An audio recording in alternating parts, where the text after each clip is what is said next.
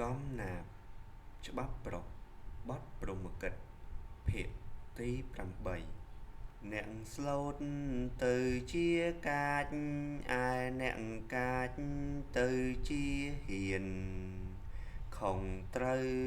ទៅបំពេញបំពុលខ្លួនឲ្យបានបាបនេះឯងហើយឈួតស្រាក្នុងធម៌ថាពីដរាបអ្នកណាផឹកហើយបាបបងកេតយុងពុំសួស្ដីគួគុំសេពសូរានាំអាត្មាឲ្យអាប់ព្រៃនឹងធ្លាក់ទៅអវិជ័យនោរុងរងទុក្ខវេទនាហើយអង្គសាធុជនទាំងឡាយគុំរាយមាយក្នុងអង្គាចូលស្ដាប់ច្បាប់នេះណាទុកទូលមានខ្លួនសពថ្ងៃ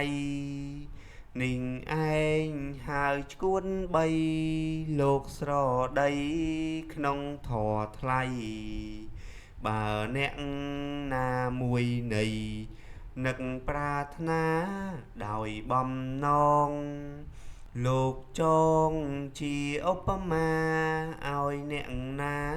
មួយផ្ចិនផ្ចង់យោងដែកដងបំបងក្នុងភ្លើងច្រាន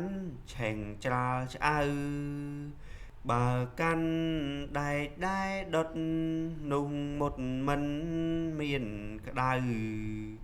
កាន់បាននោះទៅហៅចិត្តមុតមែនមិនគិតប្រានទួងទៅលោកឲ្យធ្វើនៅអំពើ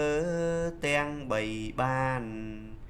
ដោយធម៌ពីបុរាណលោកឧបមាដូចឆ្នេះណាចាត់ចែងតែងជាបទព្រំប្រាកដកាលបីតាប្រដៅខ្ញុំនេះណាសពសេចក្តីដូចឆ្នេះនៃកិច្ចកាបរាយរៀបរស់ខ្ញុំនាមឈ្មោះបណ្ឌិតម៉ៃគិតចងជាសេងក្តីប្រដៅជនជាប់ម្លេងហោងពន្យល់ពាក្យរៀមច្បងបងបង្អស់អាងអង្គពាងធំធំវាលកាលវាលស្រឡះរែងមូសារមែងពុល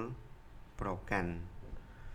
ភ័យពីន័យផាកឬក៏ប្រាក់ផាកកាមកិលេសសេចក្តីប្រាថ្នា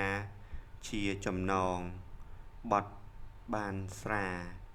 ព្រោះបានស្រាស្រវឹងមួនស្រវឹងខ្លាំងសេពសូរាប្រព្រឹត្តស្រាគឺផឹកស្រាអវិជ័យគឺជាទីស្ថាននរកយ៉ាងជ្រៅ